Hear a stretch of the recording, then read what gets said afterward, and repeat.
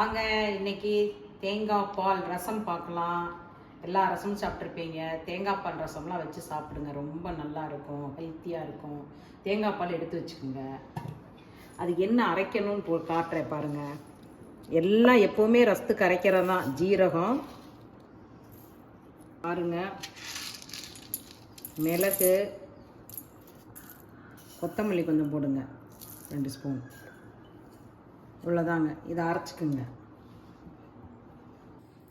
பாருங்கள், வெள்ளைப்பூண்டை இப்படி எடுத்து கழுவிக்குங்க. ஏன்னா அதில் மண் தூசி இருக்கும். இது கழுவிட்டு தோலோடு தான் போடணுங்க. வெள்ளைப்பூண்டை தோலோடு தான் போடணும், அப்போ தான் ரசத்துக்கு வந்து டேஸ்ட்டு. பார்த்தீங்களா, இப்படி கழுவிக்கிங்க, மண் இல்லாமல் கழுவிட்டு. புளி பாருங்கள், புளி கொஞ்சமாக ஊற்றிக்கிங்க. புளி வந்து நிறையா ஊற்றிடாதீங்க, புளி கொஞ்சமாக ஊற்றுங்க. புளி ஊற்றிட்டிங்களா? இதில் பாருங்கள், வெள்ளைப்பூண்டும் பச்சை மிளகாயும் தட்டி வச்சுருக்கேன். தட்டி தான் போடணும். இங்கே பாருங்கள், அப்படி தட்டி போடுங்க. பூண்டை வந்து உங்களுக்கு தோலோடு போடுங்க. அப்புறம் ஜீரகம், கொத்தமல்லி, மிளகு 3 அரைச்சேன் பார்த்தீங்களா, அதையும் உள்ளே போடுறேன். நல்லெண்ணெய் ஊற்றிக்கிங்க. எப்போவுமே ரசத்துக்கு வந்து நல்லெண்ணெய் தான் பெஸ்ட்டு. நல்லெண்ணெய் தான் நல்லாயிருக்கும். நீண்டு தாளிக்கிற ரசமும் இருக்குது, நான் அதை காட்டுறேன் ஒரு நாளைக்கு. ரசம் வெரைட்டியே போடுறேன் உங்களுக்கு. பார்த்துங்க, தேங்காய் பாலை எடுத்து வச்சுக்கிறீங்க. இதில் வந்து என்ன, ஜீரகம், மிளகு, கொத்தமல்லி போட்டு அரைச்சி உள்ளே போட்டிருக்கீங்க. பச்சை மிளகாயும் வெள்ளைப்பூண்டையும் தட்டி போட்டிருக்கிறீங்க. வெள்ளைப்பூண்டை அலசிட்டு தோலோடையே தட்டி போடுங்க. தோலை உரிக்காதீங்க, தோலோடையே தட்டி போடுங்க. அவ்வளோதான் இதோட இது. இனி தாளிக்கிறது பார்க்கலாம் வாங்க. எண்ணெய் ஊற்றியாச்சுங்களா? எண்ணெய் காயிட்டோம். கடுகு போடுங்க. கடுகு வெடிக்கட்டும். என்ன கையில் அள்ளி போடுறேன்னு பார்க்குறீங்களா? சமைக்கிற நாங்கள் எல்லாமே டக்குன்னு கையில் அள்ளி போட்டுருவோம். ஸ்பூனெல்லாம் நம்மளுக்கு ஒத்து வராதுங்க. எடுத்து ஸ்பூனில் இப்படி போட்டுட்டு இருக்கிறதுலாம் நம்மளுக்கு பொறுமை பத்தாதுங்க. நாங்களாம் டக்குன்னு அள்ளி போட்டு டக்குன்னு செஞ்சு டக்குன்னு வச்சுட்டு போயிட்டே இருப்போங்க. எல்லாம் நாங்கள் டக்கு தான். கடுகு வெடிச்சோன்னையா ரசத்துக்கு மெயினே பெருங்காயத்தூள் தான். வரமிளகா போடுறேன். வரமிளகா வந்து வாசத்துக்கு வரமிளகாங்க. கண்டிப்பாக நீங்கள் இந்த ரசத்துக்கு வந்து வரமிளகா போடணுங்க. பெருங்காயத்தூள் நல்லா தாராளமாகவே போடுங்க. பாருங்கள், பெருங்காயத்தூள் போட்டிங்களா? அடுத்து மஞ்சத்தூள் போடுங்க. ரசத்துக்கு மஞ்சத்தூளாக வைங்க, ஆனால் இந்த ரசத்துக்கு வந்து மஞ்சத்தூள் போடணுங்க. வரமிளகா கண்டிப்பாக போடணும். வரமிளகா போடுங்க, பெருங்காயத்தூள் போடுங்க. போட்டுட்டு கருவேப்பிலை போடுங்க. கொத்தமல்லியை வந்து அந்த நுனியெல்லாம் வெட்டி வச்சுக்கோங்க. அந்த தலையை மட்டும் வச்சுக்கோங்க, மேலால் கார்னிஷ் பண்ணுறதுக்கு. அந்த காம்பையெல்லாம் வந்து கட் பண்ணி உள்ளே போடுங்க. வேஸ்ட் பண்ணிடாதீங்க. காம்பையெல்லாம் கீழே போடாதீங்க. ஏதோ ஒரு இதுக்கு யூஸ் பண்ணிக்கலாம் நம்ம. காம்பெல்லாம், கொத்தமல்லி காம்பெல்லாம் வேஸ்ட் பண்ணாதீங்க. இதில் போட்டு நல்லா ஃப்ரை பண்ணி விடுங்க. ஃப்ரை பண்ணிவிட்டு உள்ளே ஊற்றுறோம். உப்பு செக் பண்ணிக்கிங்க. பட்டலைன்னா போட்டுக்குங்க உப்பு. ரொம்பவும் கொதிக்க விடக்கூடாதுங்க தேங்காய் பால் ரசத்தை. அப்படியே நுரைச்சி மேலே வந்தோடனே உங்கள்கிட்ட காட்டுறேன். அப்படி நுரைச்சி மேலே வந்தோடனே நம்ம ஆஃப் பண்ணிடலாம். பாருங்க, ரசத்தை எப்படி நுரைச்சி வந்துருக்கு பார்த்தீங்களா? லேசாக கொதிக்கிறது, உங்களுக்கு பபுள் தெரியும்.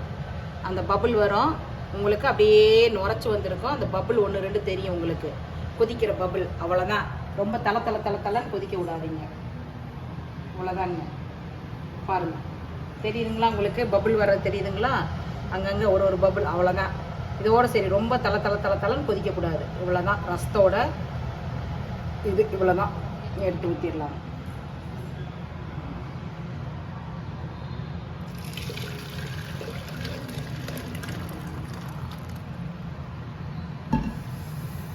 லேசாக அலசி ஊற்றிக்கிங்க.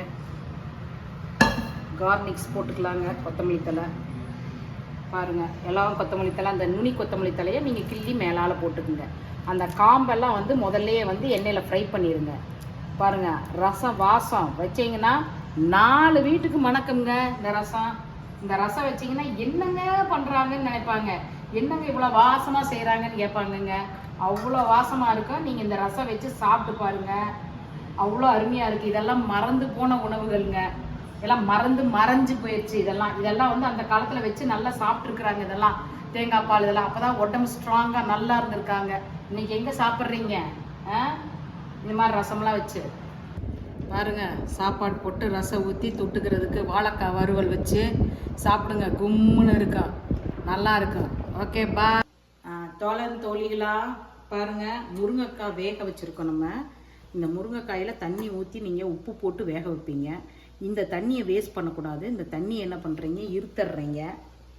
இந்த தண்ணி எப்படி வடிச்சிடுறீங்க பாருங்கள். வடிச்சிட்டு இதை வந்து நம்ம பொரியலாக பண்ணிக்கலாம். முருங்கைக்காய் நிறைய சீசனில் வந்து ரேட் கம்மியாக விற்கும்போது இந்த முருங்கைக்காயை வாங்கி இப்படி நீங்கள் வேக வச்சு தாளித்து முருங்கைக்காய் பொரியலாக பண்ணிக்கலாம். இதோட தண்ணியை வந்து நம்ம வடித்து வச்சுக்கிறோம். இதை என்ன பண்ணணுங்கிறத அப்புறம் நான் சொல்கிறேன் வீடியோவில். ரசத்துக்கு பாருங்கள், ஜீரகம்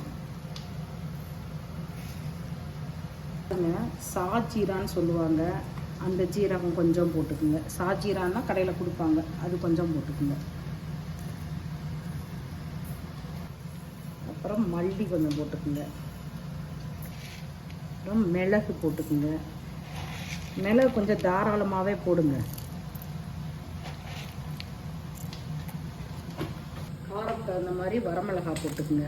இது எல்லாம் போட்டுங்க. ஜீரகம், சாஜீரா, மிளகு, வரமிளகா, கொத்தமல்லி இதெல்லாம் போட்டிருக்கேன். இதெல்லாம் வந்து கோர்ஸாக அரைச்சிக்குங்க. அரைச்சி நம்ம ரசம் வைக்கிறோம். ரசம் அந்த தண்ணி இருக்கும் பார்த்தீங்களா, அந்த தண்ணியில் வந்து நம்ம ரசம் வைக்க போகிறோம். அந்த முருங்கைக்காய் வடித்த தண்ணியில் நம்ம ரசம் வைக்க போகிறோம். அதுக்கு போடுறது தான் இதெல்லாம் போட்டு அரைக்க போகிறோம். வெள்ளைப்பூண்டை இப்படி தட்டி போட்டுக்குங்க. தோலோடு தட்டி போடுங்க. வெள்ளைப்பூண்டை வாஷ் பண்ணிக்கணும். நல்லா கழுவிட்டு தோலோடு தட்டி உள்ளே போடுங்க. அதான் வாசம். தோல் தான் நம்மளுக்கு வாசம் ரசத்துக்குங்க.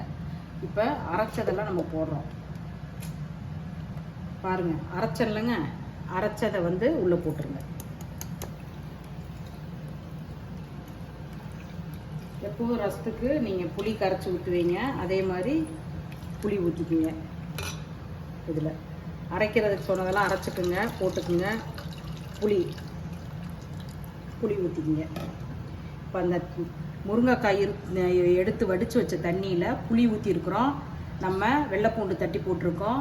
ஜீரகம், மிளகு, ஜாஜீரா, கொத்தமல்லி, வரமிளகா போட்டு அரைச்சி உள்ளே போட்டிருக்கோம். இப்போ இனி தாளிக்கிறத பார்க்கலாம். பாருங்கள், நல்லெண்ணெய் ஊற்றி தாளிச்சுக்குங்க.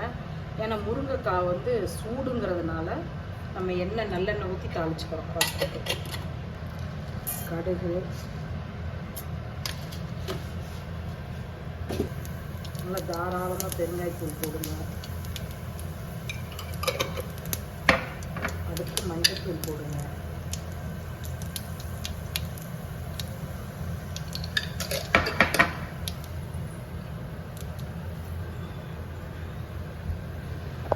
அடுத்து கருவேப்பிலை போடுங்க. அடுத்து பச்சை மிளகாய் கீரி போட்டுட்டு எண்ணெயில் போடுங்க.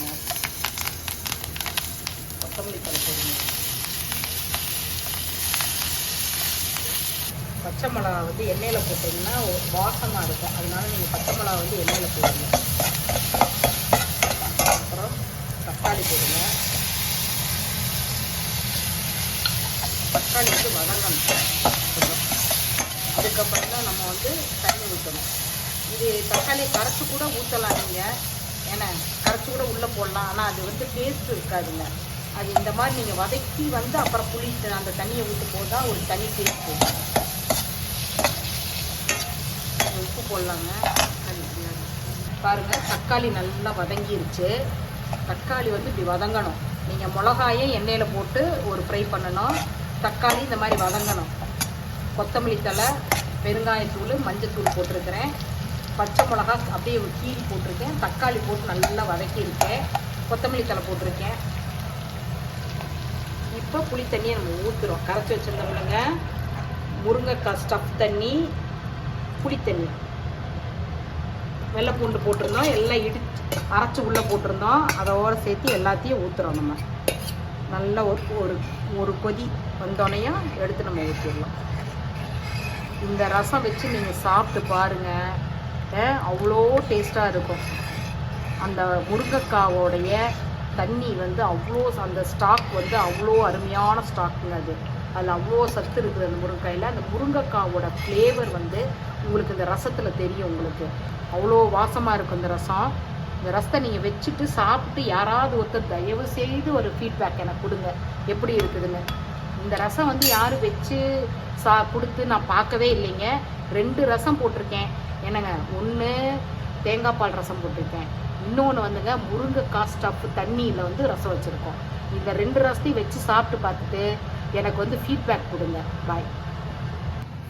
ஃபுட் ஈட்டிங் வெரியன் சேனல் தம்பி, என்ன நீங்கள் போட்டிருந்த கமெண்ட் பார்த்தேன். மசாலா தூள் ரொம்ப பிடிச்சிருச்சா, அரைச்சி சாப்பிட்டு பாருங்கள், அருமையாக இருக்கா. அது மட்டன் மசால் போட்டிருக்கேன் பாருங்கள், அதை அரைச்சி சாப்பிட்டு பாருங்கள், செம்மையாக இருக்கா. இப்போ இந்த ரசம் வச்சு சாப்பிட்டு பாருங்கள், மயங்கிருவீங்க. என்ன ரசம்? 2 ரசம் போட்டிருக்கேன். 2 ரசம் வச்சு போட்டு நீங்கள் அப்பளம் வச்சு சாப்பிட்டாலும் சரி, ஒரு பொரியல் வச்சு சாப்பிட்டாலும் சரி, வாழைக்காய் உருளைக்கிழங்கு வறுவல் வச்சு சாப்பிட்டு பாருங்க. இந்த ரசத்துக்கு அது மழை பெஞ்சிட்டு இருக்கிறப்ப வச்சு சாப்பிட்டு பாருங்க.